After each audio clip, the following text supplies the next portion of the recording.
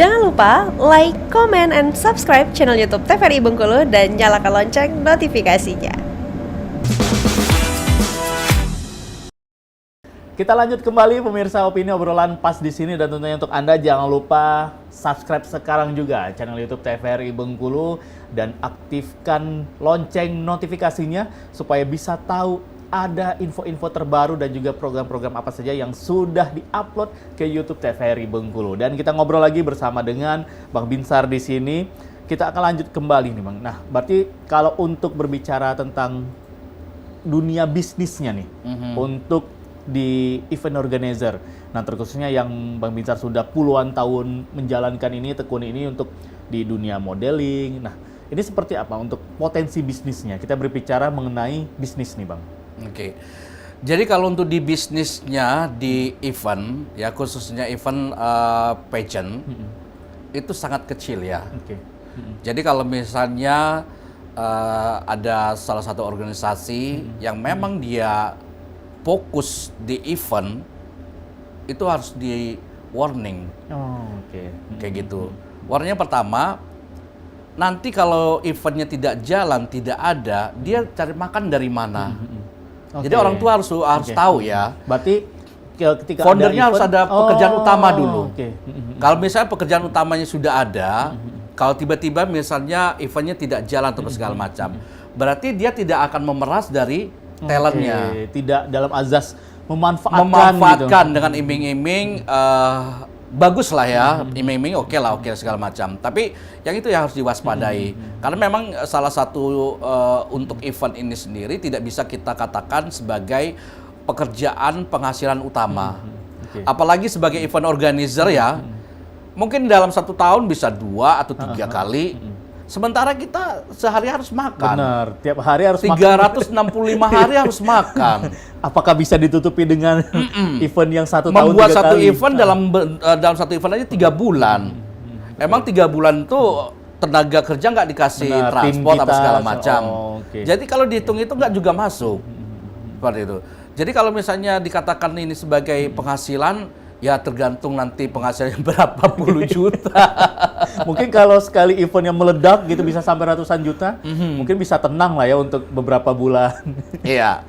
Ya kita tahu juga ya kalau kita mau ngambil event-event skala besar seperti Festival Tabot kan kita sudah pakai itu, ibaratnya siapa yang modal-modal kuat kan. Betul. Seperti itu. Itu pun yang pemegangnya biasanya tanda kutip itu sana A, sana si B, hanya untuk sekedar meloloskan program eventnya tetap jalan dan anggarannya tetap keluar seperti itu. Tapi kalau kita tidak ada kenalan, tidak akan lolos. Berarti di situ bukan hanya soal persaingan bisnis, tapi juga persaingan siapa saudara. Siapa saudara di dalamnya. Jadi kalau misalnya saudaranya sudah ada yang untuk memegang apa bahasanya itu lelang. Lelang untuk melelang event ini. Skala besar ya. Kita katakan misalnya skala besar apa nih? Festival Tabot itu kan. Itu kan harus ada lelang juga itu. Dan kita harus mengajukan dan segala mengajukan. Jadi kan harus ada win-win solution juga. Betul. Berarti selain juga rekanan atau juga saudara juga balik lagi adalah modal juga harus kuat gitu. Modal harus kuat. Karena di awal otomatis kan modal si penyelenggara dulu, event organizer dulu. Ya meskipun secara fiktif mungkin ada yang fiktif juga ya. Modal saya sudah ada sekian seperti itu. Tapi berapa yang harus bisa diberikan sama saya, itu yang paling penting. Untuk salam tempel di depan. Salam tempel di depan gitu. Jadi event tetap jalan, tapi ya, kalaupun nanti untungnya cuman sekali, kan itu nanti untuk biaya produksi, apa segala macam. Besok-besok kan harus kita cari untuk kebutuhan yang lain, untuk makan, untuk tenaga kerja kan istilahnya masih belum bisa lah dikatakan untuk penghasilan utama. Berarti memang harus kita punya pondasi dulu seperti yang Memisar tadi bilang. Si ownernya ini atau yang punya event organizer ini punya penghasilan tetap. Entah dia karyawan swasta atau pegawai negeri. Pokoknya bebas dulu misalnya sebagai dia punya usaha properti atau misalnya dia sebagai punya warung apa segala macam.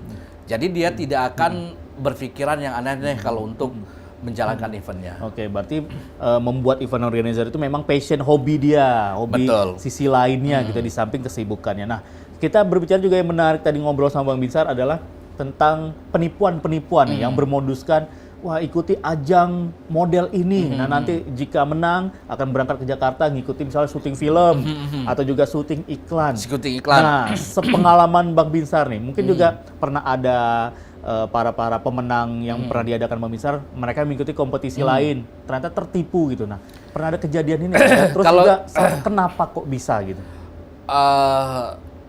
Jadi kalau untuk modus penipuan itu tidak hanya di Bengkulu ya, bahkan beberapa provinsi lain kita sudah banyak terkumpul untuk fakta-fakta. Tapi fakta ini berdasarkan media-media yang sudah meliput ya, bukan opini dari saya katakan seperti itu. Artinya masyarakat itu harus dicerdaskan dulu, ya. Apa tujuan dia mau ikut event? Pertama, apakah dia sekedar untuk mencari pengalaman, ya kan? Atau dia mau mencari cuan? Mencari cuan jangan di event. Kompetisi nasional aja sekelas Indonesia Idol harus pakai pot. Betul. Kalau hitung-hitungan lebih besar pot daripada harus hadiahnya. punya modalnya dulu. Betul kan? betul. Buat itu. Tapi kalau untuk membuat dia personal brandingnya semakin meningkat, boleh ikut event. Orang dikenal. Betul. Terus ketika dia juara, dia akan digunakan misalnya sebagai MC. Besok-besok mungkin dia sebagai host di salah satu televisi atau radio segala macam. Karena dia punya prestasi kompetisi. Nah, tapi kalau untuk mau jadikan dia sebagai pekerjaan, tanda kutip ya, pekerjaan ini dia sebagai artis, iklan atau segala macam, langsung ke Jakarta, temui perusahaan-perusahaan yang mencari talent-talent. Jangan pihak ketiga. Kebanyakan yang tertipu itu pihak ketiga. Ada calonya juga. Ada berarti. calo, yang agen-agennya itu. Dia akan membawa anak-anak ini dengan iming-iming bahwa anak ini nanti akan menjadi pemain film. Oke. Orang tua akan bangga ya. Benar, betul. Bu, anak anda ini cantik, tinggi, berprestasi. Ini cocok ini jadi pemain film, Bu. Seperti Film itu. yang lagi naik daun pula lagi ditawarin. Ya, cuman, Oke, ada cuman. Cuman kalau ke nasional kan butuh biaya transportasi, biaya ini, biaya ini. Kenalah nanti biayanya sekian juta. Yang ngantar harus dibiayai. Dia harus ke sana harus dikasih makan atau penginapan segala macam. Sampai di lokasi syuting, biasanya ya, ini kebanyakan itu sampai di lokasi syuting dia akan nanti deal solution sama asisten sutradara. Atau makeup artist yang mereka punya koneksi bagian kameramen. Biasanya sutradara itu ya dia tidak tahu menau lah ya. Siapa yang masuk, yang dia tahu cuma pemeran utama, pemeran pembantu, pemeran dan lain segala macam. Tapi kalau untuk yang pembantu-pembantu lain segala macam itu biasanya asisten sutradara. Masuklah nanti di syuting, dalam lokasi syuting, berarti masih dalam satu frame. Belum tentu dimasukkan dia dalam dialog. Siapa tahu kamera nggak dihidupkan gitu. Tapi orang tuanya akan bangga dilihat, wah anak saya udah dalam lokasi syuting gitu kan. Lah jadi artis. Langsung masuk WhatsApp grup keluarga gitu. Ibaratnya seperti ini deh. Seperti ini aja kita foto apa segala macam, kita share di media sosial, orang bertanya-tanya tanya kutip, benar, udah syuting hari ini. Tayang nggak tayangnya itu kan bukan urusan yang ngantar. Tanggung jawabnya udah selesai. Kerjasama udah selesai. Nah, itulah masyarakat Bengkulu harus berkomunikasi dengan orang yang pengalaman. Bukan saya harus berkomunikasi sama saya ya, seperti itu. Besok berbondong-bondong gitu hadir. Ini minta WhatsApp ini gimana. Jadi banyak berkomunikasi dengan orang yang sudah berpengalaman, paling penting. Banyak yang sudah berpengalaman. Jadi jangan sampai terjebak dengan hal-hal yang iming-iming menjadikan dia sebagai artis, terus nyatanya tidak jadi artis. Oke, berarti begitu dapat tawaran harus komunikasi lagi, sharing sama teman-teman yang anak Harus saya pasti. dapat tawaran nih atau saya dapat tawaran nih gitu. Jadi harus sharing sama ini segala macam gitu. Dan yang paling pasti itu kalau memang mau ikut syuting itu harus ke PH, production house-nya. Dia kan perusahaan. Betul. Perusahaan yang mencetak perfilman, production house-nya kan. Terus kalau misalnya bagian manajer atau manajemen seperti ABCD segala macam gitu kan, itu memang dia cuma hanya sebagai perantara, perantara ke pihak PH itu tadi.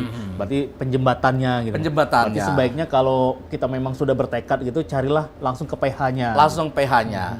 Cuman kalau PH-nya sudah berkomunikasi 3 arah, misalnya saya sebagai manajemen, terus talent sama PH sudah ada di dalam satu ruangan untuk bentuk kontrak kerjasama, itu sudah real.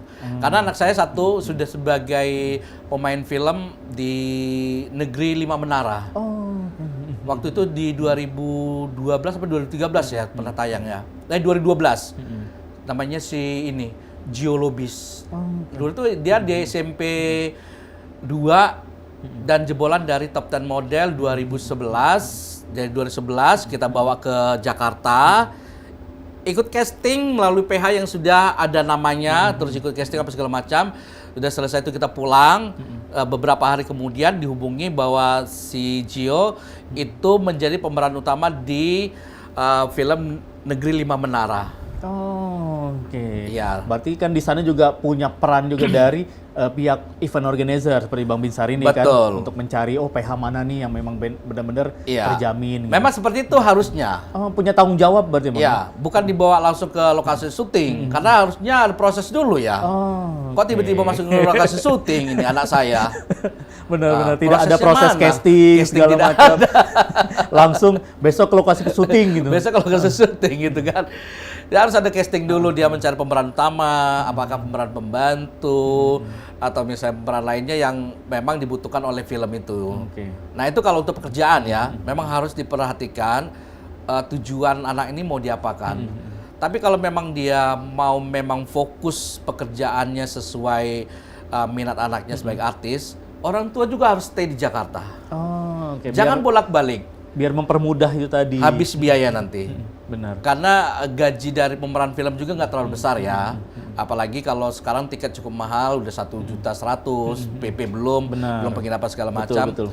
Itu menghambat banyak anak-anak Bengkulu ini karirnya itu stop di situ.